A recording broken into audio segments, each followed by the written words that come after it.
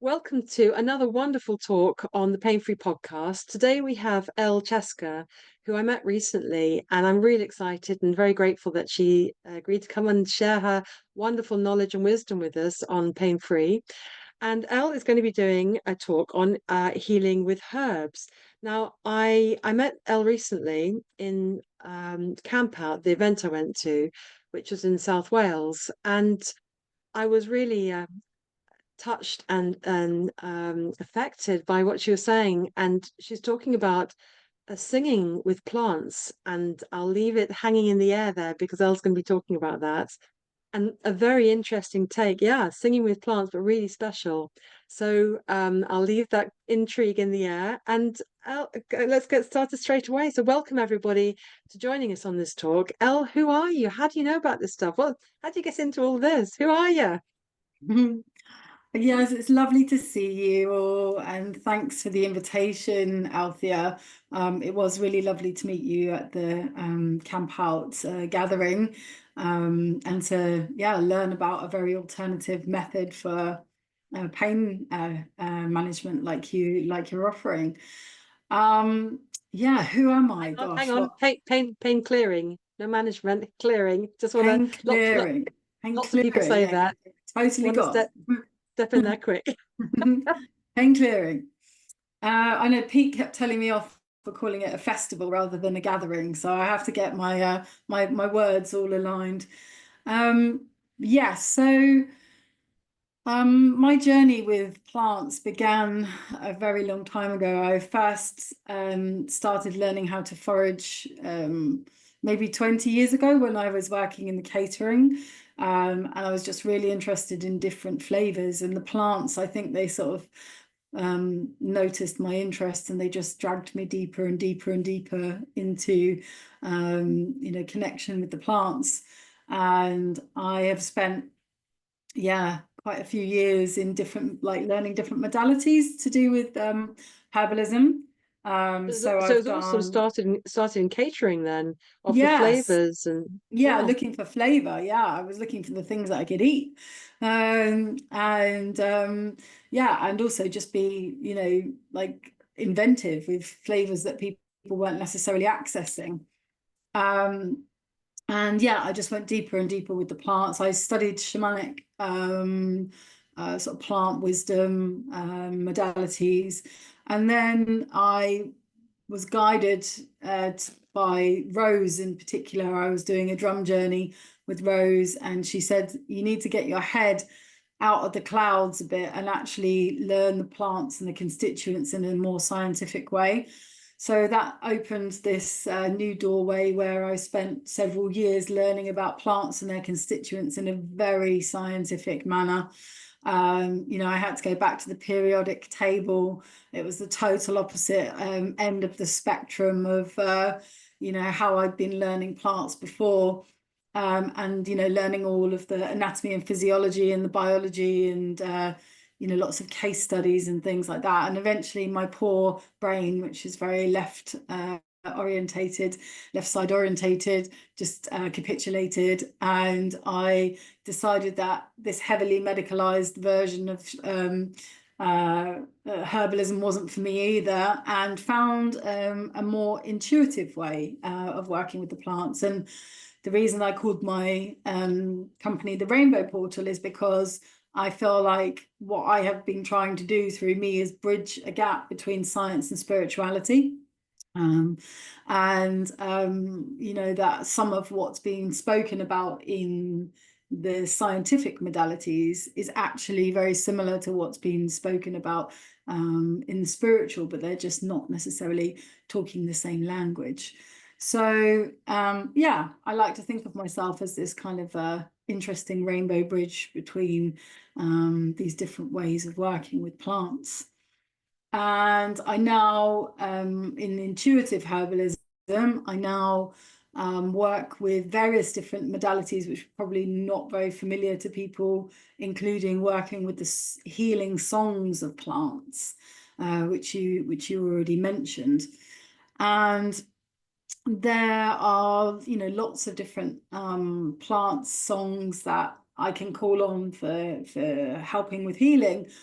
but it's also probably worth knowing, some of the top plants that as a herbalist we might lean upon. If I had a client who came to me who didn't know your method, or was wanting to use something in conjunction, because there are so many different ways of approaching pain in the body, that there's more than enough room for collaboration between different modalities.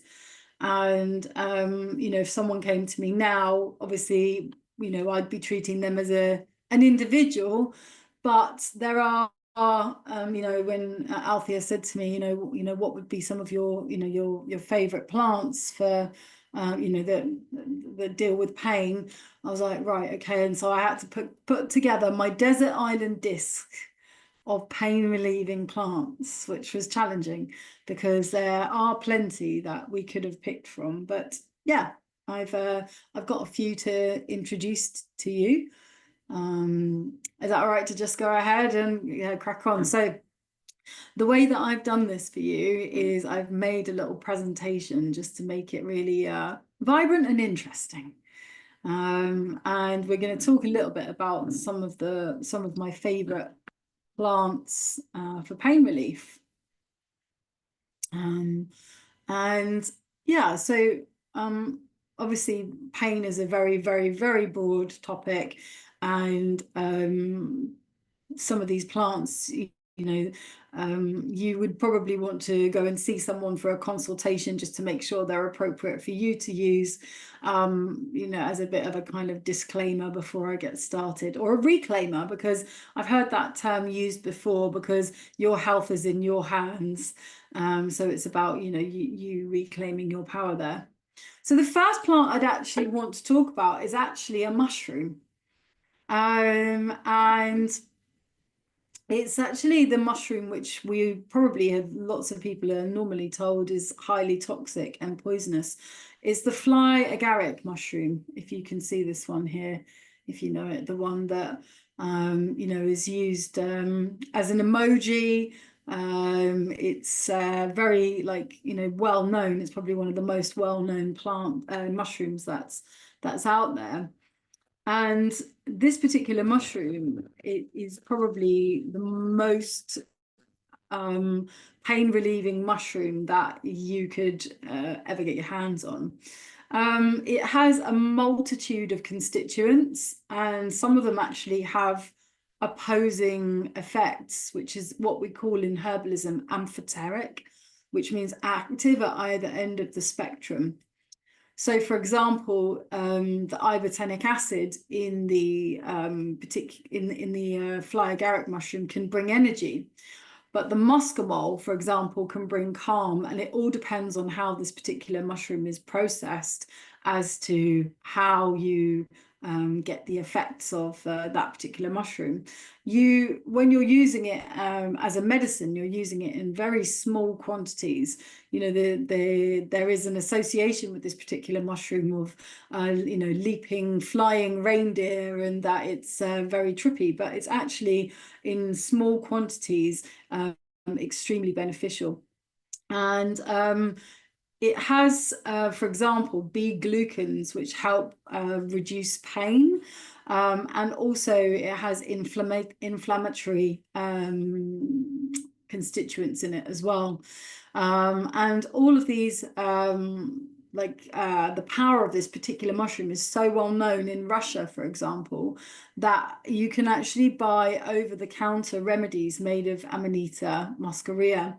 In particular, one of the ways that this mushroom is used more than in any other is actually in a balm, which is applied to the skin. So balms containing Amanita muscaria you can buy at the chemists in Russia, because obviously they have a very long history of use, particularly with the Sami people who inhabited that particular region. And it's really good for a lot of different ailments when used externally. So I've just mentioned about here some of these different decarboxylated versions as well, because when you work with Amanita muscaria, more than anything else that I'm going to recommend, there is a little bit of science to swallow. So, you know, those few years of having my head in the periodic table definitely helped me to get my head around this particular mushroom. And, you know, here we can see some of the things that it's indicated in the treatment of. So people who get headaches, such as cluster headaches and things like that, it's really good for stomach ache. There are also, you know, these are all backed up by studies. There's dementia, Alzheimer's. It helps with enhancing memory. I mean, one of the things that it can really assist with is when there is chronic pain. There's often chronic fatigue because pain is very draining. You know, it really, you know, puts people in beds because they're exhausted from trying to cope with the pain and manage the pain. And one of the things that you know, the Amanita can really do is bring that energetic boost to someone's system, which would help them to get through and actually get out of bed and actually start to do some things. So for that reason, those chronic fatigue kind of things, it's really good for. Another problem in pain as well is also insomnia, you know, pain keeping you awake at night because you can't sleep because of how much pain you're in. And again, depending on how this particular mushroom is processed, it can be used to treat insomnia as well. There are some further other you know, issues there as well. Fibromyalgia, again, that's very linked to some really good studies showing how good this particular mushroom is, and it's really good for that treatment of bruises and pain, and also if there's been any traumatic brain injuries as well. There are a couple of cautions. So if there's anti-anxiety medications that are being taken or antidepressants, then they're not great in conjunction, or anyone who has a compromised hepatic liver function. So that's just a few little warnings there. It's absolutely fascinating, this mushroom. I have lots more videos on my YouTube if anyone wants to dive down the rabbit hole. And it was the first song that I received as a healing song, which again is something that you can find if you want to go onto Spotify and then listen to the song. And one of the ways that we work with these particular healing songs is if we have a client, you know, we would sing a song to them. And there's a whole branch of shamanic healing, which is called Morea shamanism, where the song of a plant becomes actually more powerful than actually eating or applying the plant itself, because you're really like giving that client the full spiritual experience of the plant through the medium of song. So that's my top mushroom for you all. Another plant that I would put on my desert island discs of if I was stuck without a plant would be cramp bark. And so this is Viburnum opulus, and it's also known as Gelder rose. Has anybody come across that? It's often grown in gardens because it's got these really pretty kind of like rosy type blooms. And it's, you know, it should be quite like sometimes the names of the plants are quite obvious as to what it does, because this one's called cramp bark, and it's particularly good for relieving any pain that comes about as a result of cramps, which is you know, basically what we would call in herbalism antispasmodic. So there's a couple of constituents there, which are the primary constituents, which actually relieve the cramping. And also the pain relief aspect of this particular plant comes from the salicin. So you sometimes the berries are cooked and people make and they make a jam and things like that from them. So one of the ways that the viburnum works is that it relieves tension in soft tissues, and it helps things to relax. So for example, it's very often used during menstruation, because what's happening during that time of the month is there are spasms of the uterus which are contracting, and it's those contractions which are really which make periods really painful.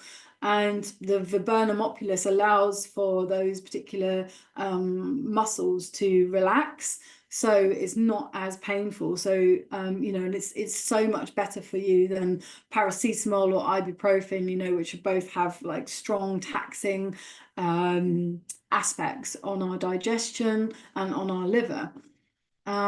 So because of that ability to relax smooth muscle, it's really also good for any tension headaches, and it's really good for things like backache, neck ache, and sciatica and things like that, because of this like ability to completely relax the neuromuscular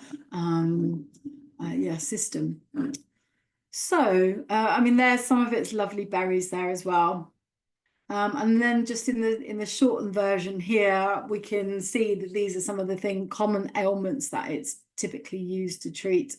So it's used to treat headache, period pain, endometriosis, PID, which is pelvic inflammatory disease.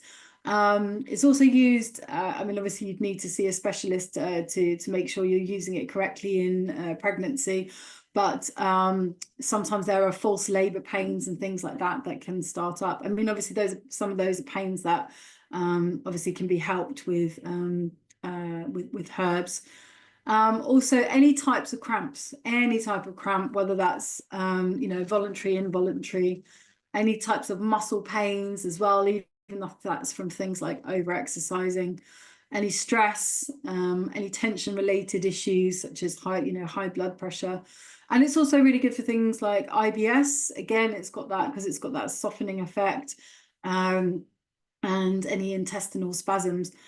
So I mentioned a minute ago that sometimes people make a lovely jam from the berries, but they must be cooked before being eaten, because ironically, even though you can use it to treat diarrhea, if you eat the fresh berries, they will cause diarrhea.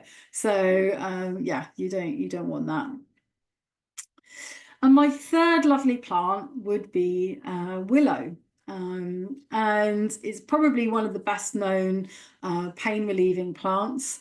It's the plant or tree, I should say, from which aspirin was first synthesized. And you know, that's used by so many people for pain relieving on a daily basis.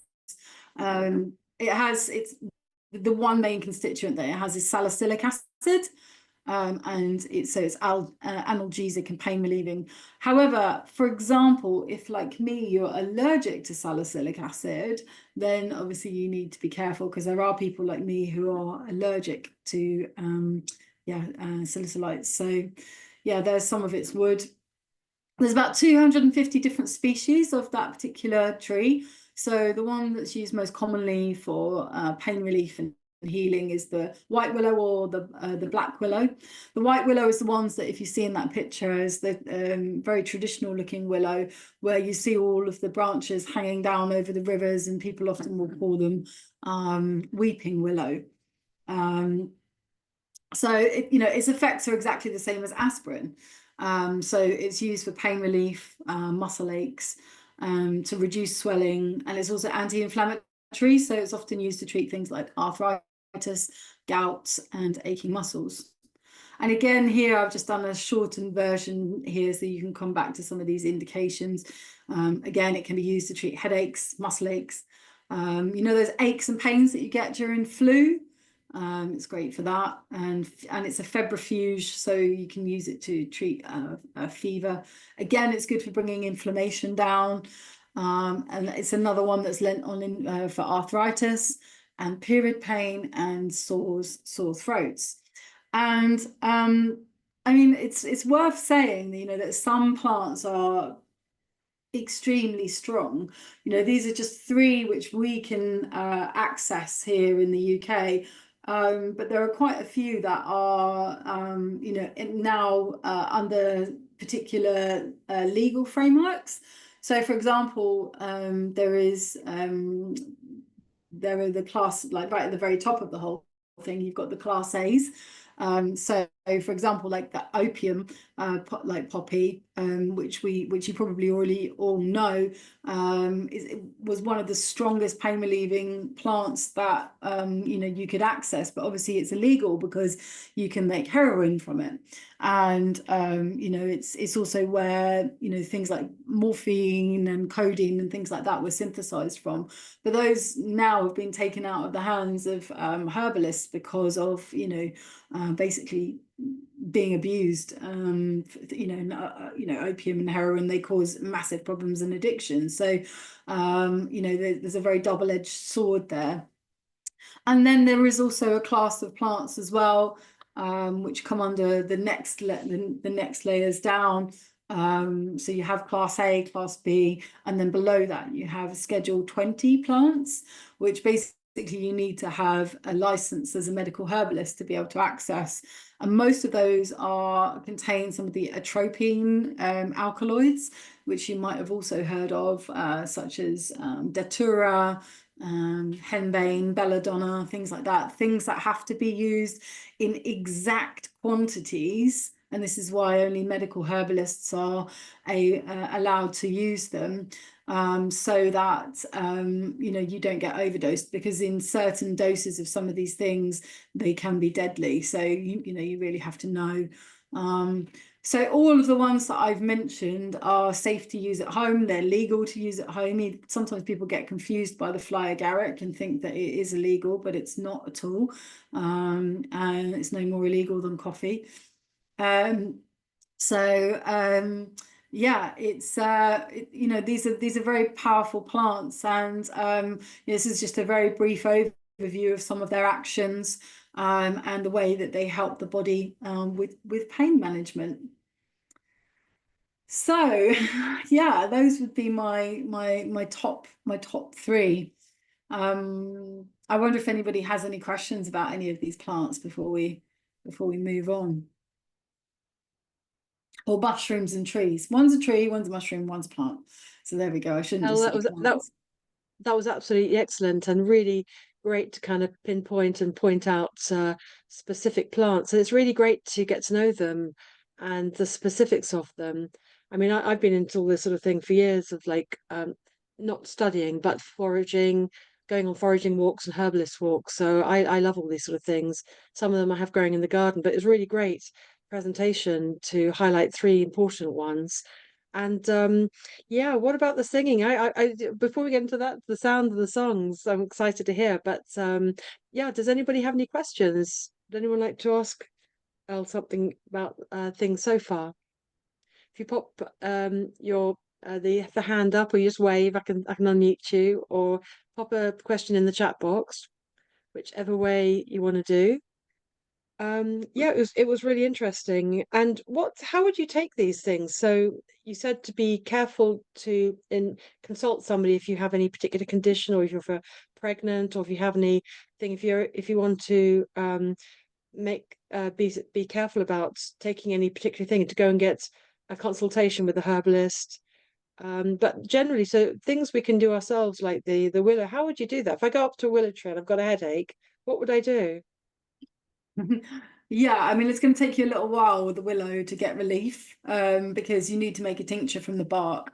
So there's something called polarity, molecular polarity, which is basically how easily a molecule will give up its constituents into a substance. So typically, some things are very water soluble, and you can make a tea from them, for example. But barks in particular normally are very polar, and we have to use something a lot stronger. So we have to use alcohol to extract to make an extract, basically, which is called a tincture. And so with the willow, what I tend to do when I'm tree foraging is I wait until there's been a really strong storm. If there's been a storm, I'm out foraging the next day, because the last thing I want to do is go and cut down branches or strip barks off of trees, because infections can get into the tree, and it can ultimately kill the tree. So if it's been really windy, I'm up and out and off to the trees to see if there has been any bounty. And at that case, I would then strip the bark. Like, did you see in that photograph there was an image, the last one, for example, the jar. here, yeah. So this would be a clear alcohol, something like vodka. Is something that we can access at home, but herbalists have often have licenses as well, so they alcohol licenses, so they will often use something a bit stronger, but we can use anything 40% and upward can extract, and then as you see there, you can make little strips of the bark, and then you would need to leave that for at least a month to 6 weeks. So, one of the things about being a herbalist is we're working year by year. So we're foraging and things are ready, so if you're starting out from fresh, it's going to take you a little bit of time. It's going to take you a minimum of 6 weeks to get rid of that headache. Doesn't sound good, does it? Go to a herbalist. Go to a herbalist. But you can also easily buy these. You don't have to make them yourself. There's lots of like herbalists like myself. I have some tinctures for sale on my website. But I'm a lone herbalist, and so I don't have masses and masses of storage space at home, so I don't carry absolutely everything in my apothecary, and because I'm allergic to it, I don't actually carry willow.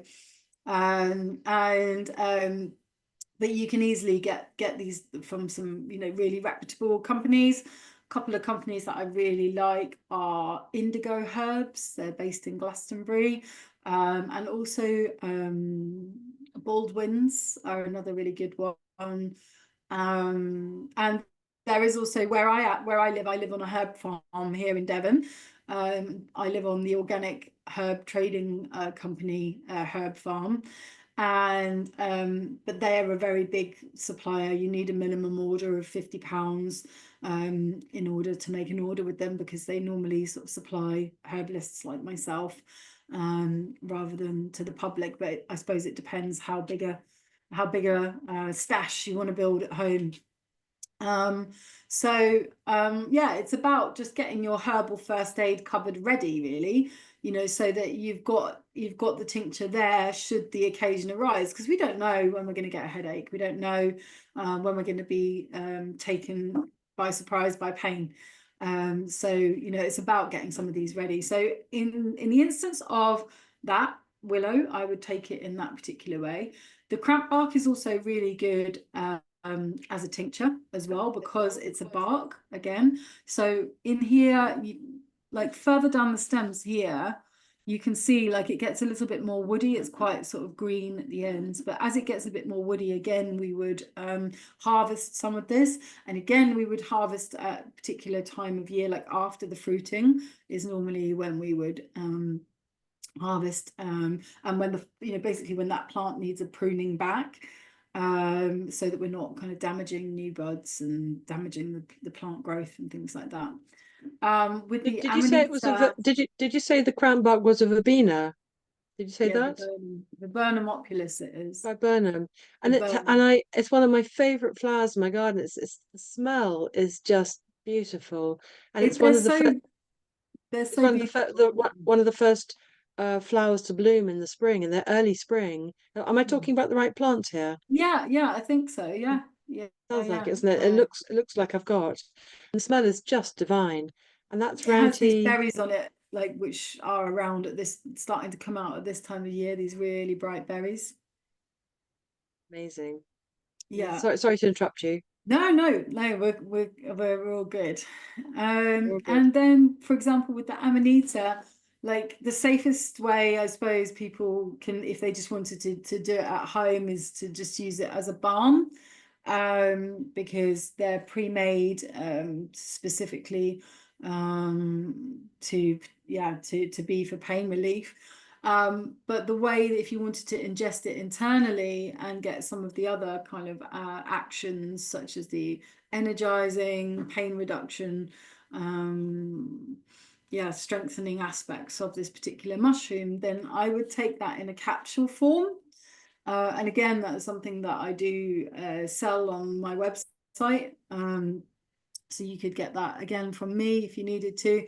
But as I said, it kind of depends. Like there are some factors that are worth considering in terms of interactions and where you're at in your journey. And a few interactions again, which we want to watch out for, which are mentioned here. So anti-anxiety, antidepressants, or anything that's kind of taxing or heavy on the liver.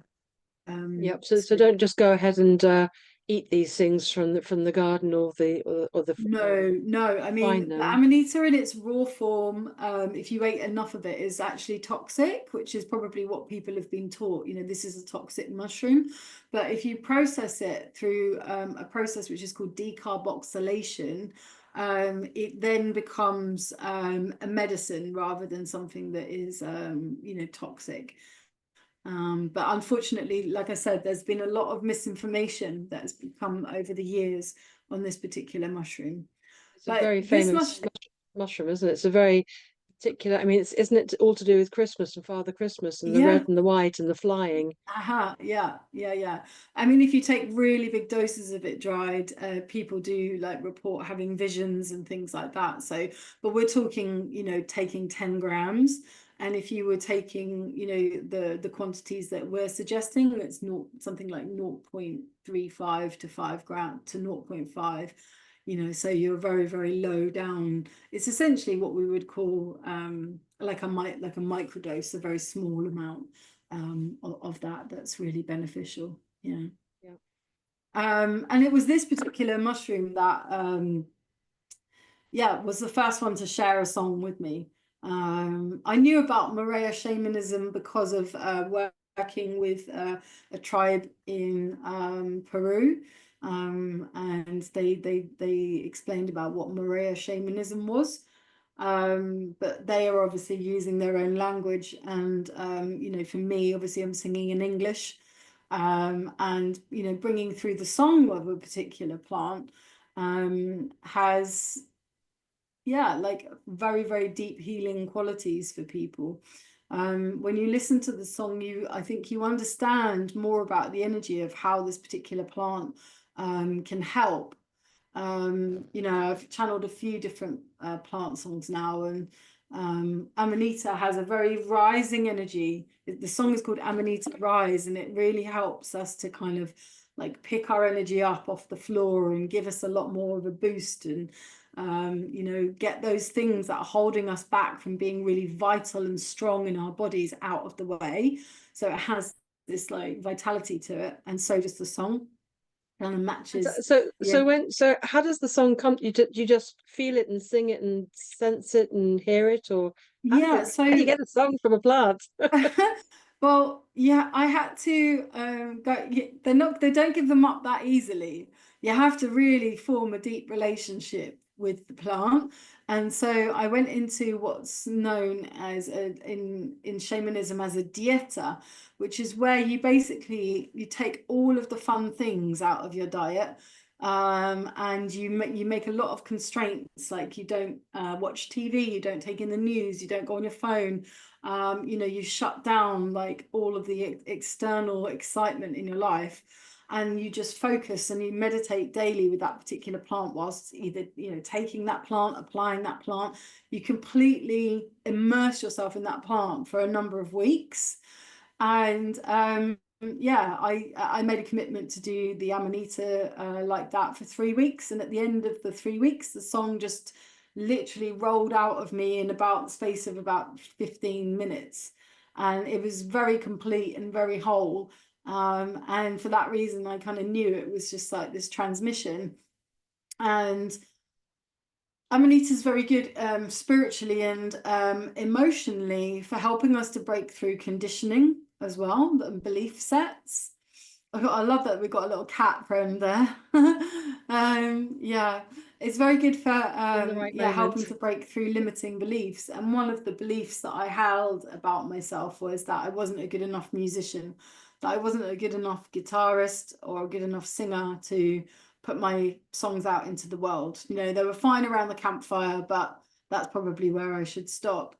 And Amanita just explained, you know, helped me to see that that was just a belief set that I held about myself.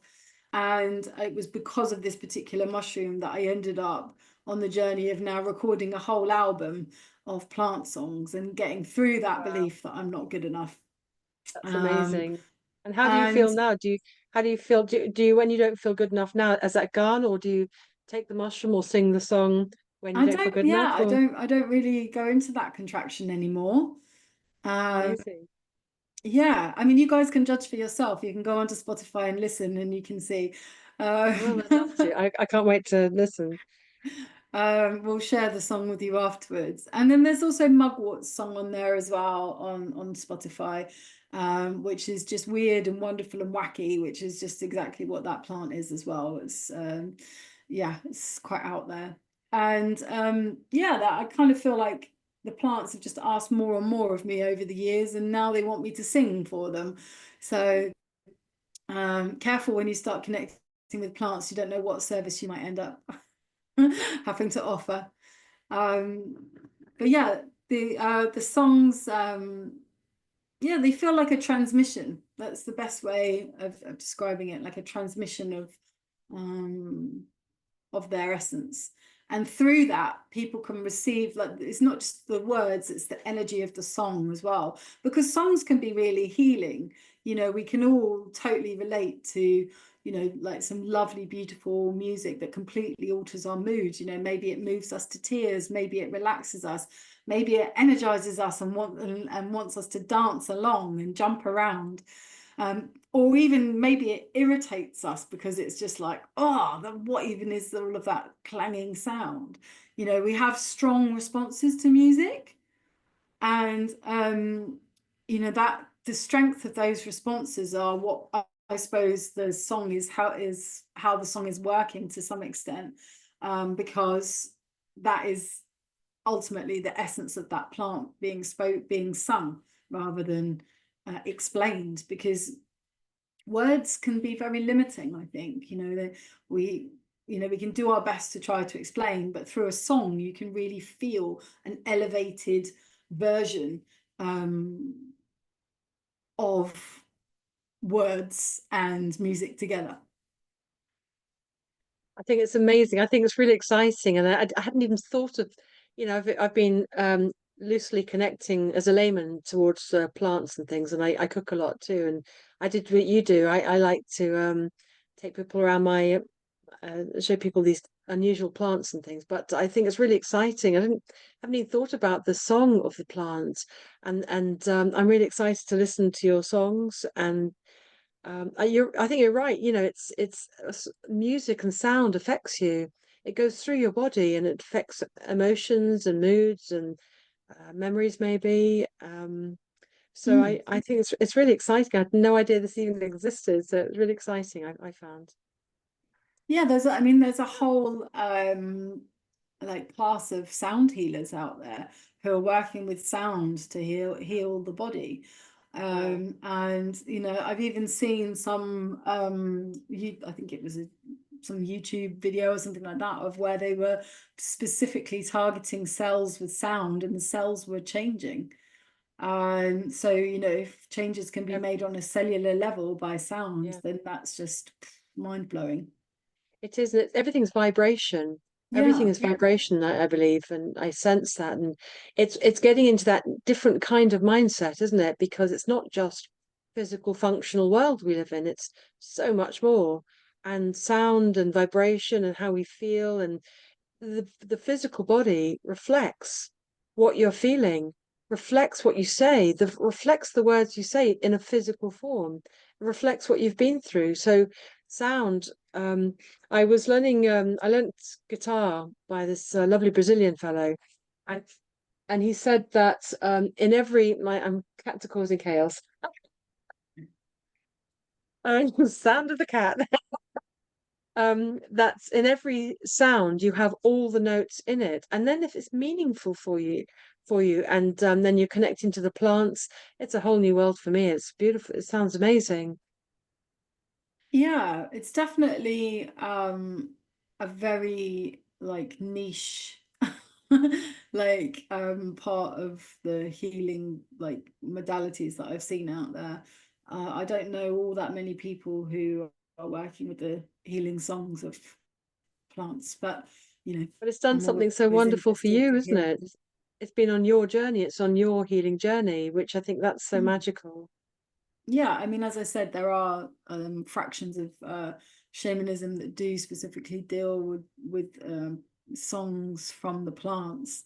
Um, but when we actually are trying to apply that to our native plants, because all of the plants that they're singing about are plants of the Amazon normally, where Right. that particular tradition comes from. And at the beginning of my journey in shamanic herbalism, I do things like import, like, this fancy plant from halfway around the world because I believed in its strength, because I'd been shown it, when I was out there. But what I kind of joke is that I had to go half the way around the world to appreciate what was on my doorstep, and, to start to find the healing songs of some of our native plants and work with some of our native plants. Um, yeah, or at least plants that are familiar to us, even if they're not, 100% natives. Plants that we know rather than some of these more obscure things. And of course, it's better for the environment. And I personally believe that things that are on our doorstep are there for us. That Yeah. the environment is a feedback system, and the things that are there help us. I mean, one of the really interesting things about the fly agaric, the Amanita muscaria mushroom, is it grows on all of the continent, all of the continents, but it grows in the majority of the continents that it mostly grows in are in the hemispheres where light disappears in the winter.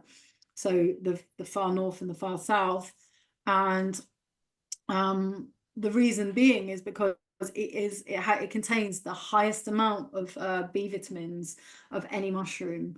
And one of the things, B vitamins and D vitamins, the vitamin D is what disappears in the winter.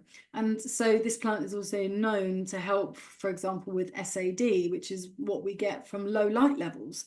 So it's All literally makes sense. All appears makes at the sense. right time of year for that problem, I love as it. it's starting. It's so fascinating, nature, and the beautiful balance that it is. It's like black currants, blackberries. And all the berries flush in autumn, and just before the winter comes, you have this flush of high intensity vitamin C Yeah, and all the other lovely things they contain, but a whole boost of nutrients that boost the immune system just before you go into winter. And so many plants like that, isn't it? And they all come at the perfect time. Like one of the best hay fever plants that I know is the linden tree, the lime flower, the lime blossom, and it comes just before all the hay fever sufferers all the pollen comes out. Just before, it's just at that time. And it's I love the and the nature. nettles, which are exactly the same, very Nettles. good for the hay fever at that point. Yeah. I mean, you're going to know a lot more, obviously, than me. That I'm a layman in this herbal world, but you're the expert. And Well, yeah, I wouldn't call me an expert either. I would say that I am still learning too, because if you knew, like, they say that it takes something like 17 years to become a really good herbalist. And I've been down the rabbit hole for about 5. So, it's I'm still learning as well. And there are still plants that I don't know. Like I forget the name of the chap, but he was doing tea ceremony at the camp out, and he introduced me to a new plant that he'd bought from Mark. Thailand. Yeah, it Was was that Mark? bright blue. I'd never That seen anything like Yeah, it. I And I bought was like, some. oh yeah, me Yeah. too. I was like, I'm having some of that. I was like, not only that, my daughter's going to think that's incredible. It like turned the kind of like blue that, you would think it contained E numbers. Um, And I was like, wow, great, a new plant to me. I don't know this one, you know. And It is. It's the blue of Zoom, isn't it? Of the Zoom word, Zoom. It's that yeah, blue. yeah, it's It's like, how does crazy. a plant, and you drink a tea that's I totally know. blue like that? It's weird. And I teach mushroom foraging, for example, and you know I've been called an expert before, and I'm like, if you knew there was something like 25,000 mushrooms in the UK, I probably know about 500 of them. So that should hopefully put things into perspective. You know, that So by no way makes me an expert, but yeah, I get a what you lot more, mean. a lot more than us, and a Well, lot more yes, down the rabbit warren than we have. And we really appreciate. I really appreciate your time to share what you do yeah, know. likewise. And so, Elle, if somebody came to you, what sort of symptoms will people come to you typically? What sort of things do you specialize in, or how would you take them through the journey of having a consultation with you and help from you? I seem to get a lot of people with anxiety, addiction, and menopausal issues. I'd say those are my top sort of three things that people come to me to discuss. Of course, there are lots of other, like, you know, um, complaints and things that people have, but those are probably like the top three things that I would say that people come to me for. And yeah, if people want to set up a consultation, I'm available by Zoom or by appointment. As I said, I'm based in Devon. The majority of And what, people, sorry, go on. and Yeah. what would it look like? So they get in contact with you. They've got anxiety or any symptom, and they're interested for herbal help. And what would you do? You sort of talk them through, and then you figure out what they I need, take a and full they. consultation, first of all. So I take an entire medical history, which is really important so that you get to understand what exactly that human is in front of you, what's gone on for that human.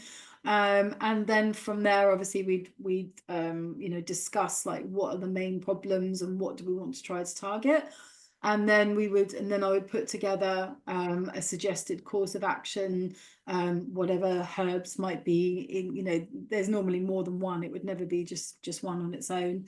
And then we would start the process off, and then, you know, a month later we would check in again to see how is it going, because just like Western medicine, allopathic route, you know, sometimes plants work really well for people. It's the same thing that happens when someone goes to see a doctor. Sometimes the pills they prescribe are effective, sometimes they're not. And if they're not, then we would review and then, you know, try something different, something alternative. And we would normally say if we've tried three things and it's still not getting there, then at that point we might say that maybe this herbal route is not going to be an effective one for that particular person. But that's never happened to me so far, so fingers crossed. That's amazing. And so it's you do a follow up about a month later and just see if there's anything he's tweaking. Exactly. See And how that person is. Has it worked? What are the results? Yeah, and we track the results as well, because it can be hard sometimes to remember, you know, right, if my pain levels were 9 out of 10, you know, a month ago, well, you know, maybe they're 7 now, but we at least we've tracked they were 9 before and we're at a 7 now, or, you know, whatever the difference is. Yeah. where do people find you then? They find you on Zoom. And I'll send all the links with the recording so Yeah, everyone so can have. my website is the Rainbow Portal, and you can find that on yeah, on the internet. And I think I've also sent over some links of various things Yeah, that I'm doing um, absolutely. upcoming. I also do things like teach foraging, and I run a woodland retreat centre as well, like where people come to have restoration in nature. But it's quite it's completely off grid, so it's very, very out in the wild. Amazing, beautiful. And so lots of different offerings. And these are all on your website, are they? Yeah, yeah, the Okay, majority of things are on there. Yeah, I am okay. as I'm about to launch this album, there will be a separate website for music, but it's not live yet. Elle, please tell us more about the music. So you've developed these songs. You were called. They came through you. You created these songs. It stopped your anxiety about sharing and playing in public. And you're on Spotify.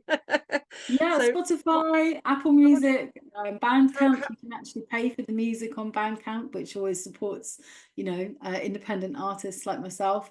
And then How do also people find you? Is this all on SoundCloud. the website? Just type in Elle Chaska into Spotify. But on my website, there is a page of music, and you can follow the links on there. And I think there's videos on YouTube and things like that as well. YouTube music. Amazing. Basically, any streaming platform, I'm on there. I'm really excited. I can't wait I'm going to click on it as soon as we finish here. Yeah, And I think can't as wait we've to spoken a take lot a look. about Amanita, it'd be a nice one to go and have a listen to. Okay, that'll be my first one then. Mhm. And are there any questions for anybody? And we have a few minutes left. Anybody got any questions about your condition? Yes, Margaret. Yes, just unmute yourself and talk away. You click unmute.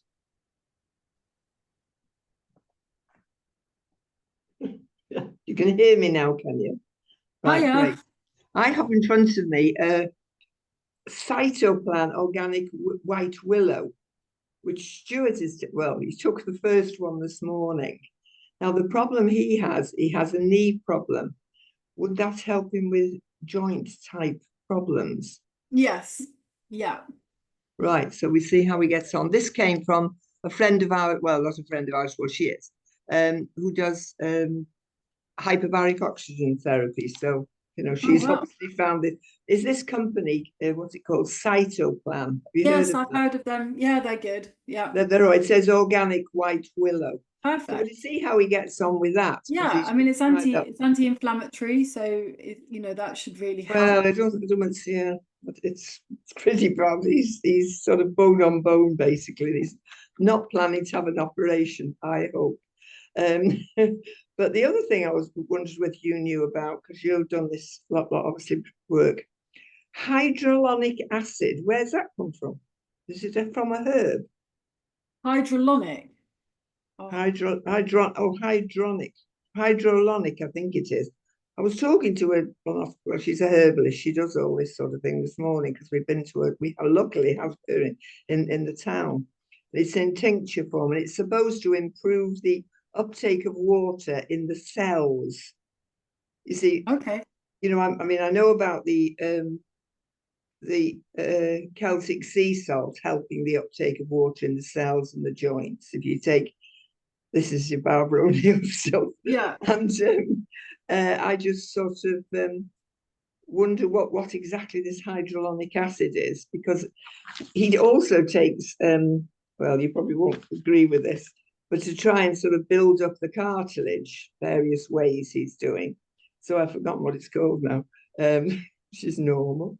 And collagen, that's right, because he's been told he should increase the collagen. So I've been taking collagen, but this hydrolonic acid, this hydrolonic acid, which is supposed to increase the ability of the body to uptake all the bones. Do you know anything have you got any herbs that would help? I don't know anything about that. The only time I've come across hyaluronic acid is in beauty products, which you put on your face because it's supposed to plump them and make them more. Oh, yeah. All right. Well, I'm a bit worried about. Don't think he'll want that. But all right, that's fine. But if you think this is okay stuff, that's great. Yeah, it's good. I mean, how he gets on with it. I think he's got. As long as he's okay with asprin. But he doesn't take aspirin. We don't take anything, except herbs.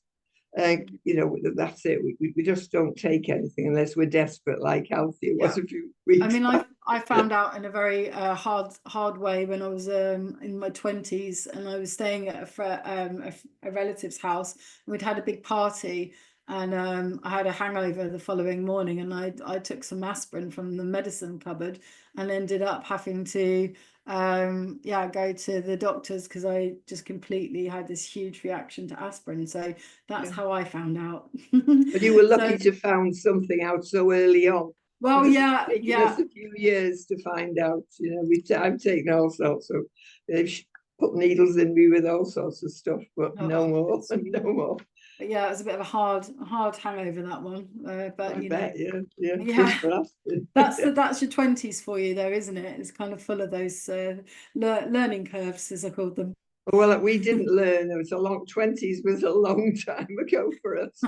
But so it's been quite a journey, really, to learn that you have to stay off these chemical rubbish. Yeah.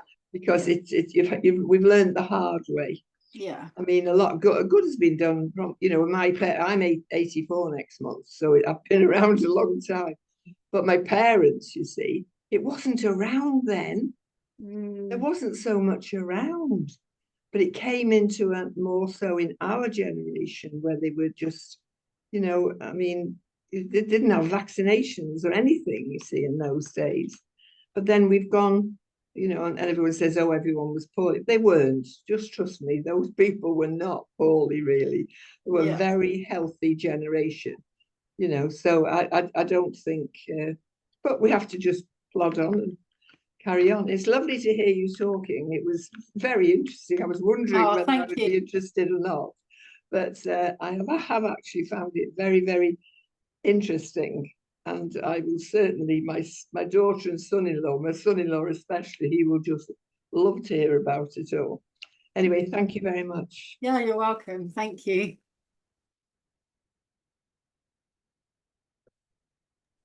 Pop you on mute there, Margaret. Thank you so much for asking. And are there any other questions before we come to a close? Does anybody else want to share what they're taking, or ask a question about herbs or anything that else been talking about? Perhaps you want to ask about your particular condition. Yes. So unmute you there. Just click unmute, Penny. Hello. I have a question about connecting to plants. I've had a couple of experiences, but I've never taken it any further, like you obviously have done.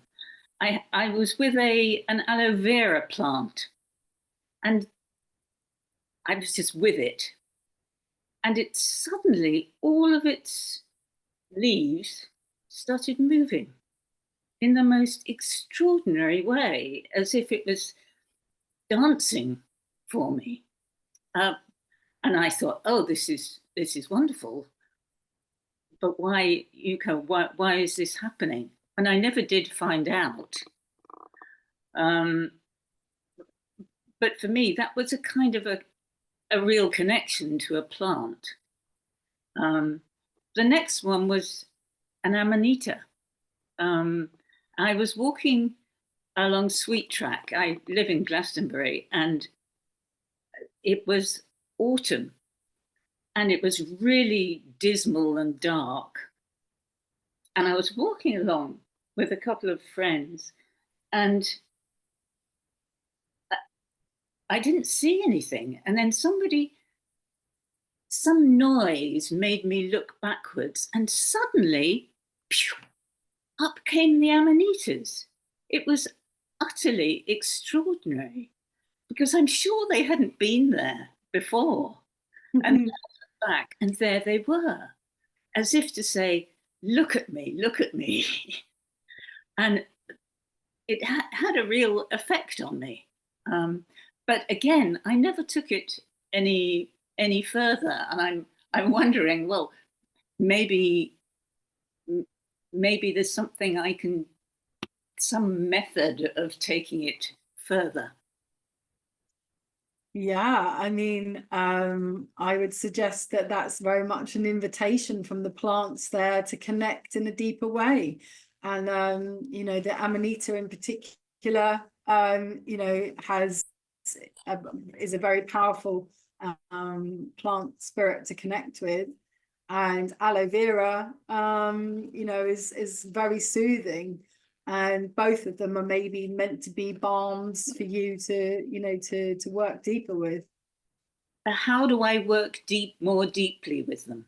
With the amanita, I would suggest that you get some of the small capsules and try taking those on a daily basis.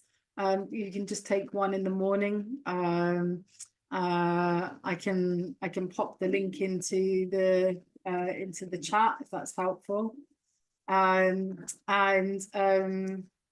they're just powerful allies to work with, really. Right. Hang on, I'm just finding this. The amanita is on the short courses page, because it's like a course of medication. That's the way that one works. And then, yeah, I would say that you'll find it's a very powerful mushroom to work with. Thank you. Yeah, you got the link there. Yes. And then you can just, it's £30 for 30 capsules, and then you just take one a day. And I would do it like I did and just take one a day for 30 days, and see how you feel, see how you go. And it's a nice, easy way of doing it that's safe, because you know that we've done the processing for you, because as I mentioned, the processing of that mushroom is how it's processed is how it makes it safe. Okay, thank you. Yeah, I love to hear about how people's connections have gone, because I do believe that, you know, this is a mushroom that's deeply powerful, healing, and empowering for people. So do feel free to reach out and tell me how it goes. Thank you. You're welcome. Amazing. Thank you so much, Chaska. Chaska, and to say your surname, Elle. And thank you so much. Thank you so much. And yeah, I'll be sharing all these links, and I'll be giving it out with this a replay, so you can watch it all over again and get in contact with Elle and have a consultation and look at her website and see something you might like to buy off there, or take things further and explore things further with Elle. And thank you so much. We have come to the end of the talk. Elle, thank you so much. That was fantastic. Really, really took us into the connection with plants and the music. I love that connection. I'm going to have listen to the Fly Agaric song that you made, and go to your website. Thank you so much, everybody who's joined us on this talk. We do have lots more coming up in the pipeline, so do watch out for on the emails, or look at my website, painfreedom.co.uk. And I'll be sending it out with this replay as well.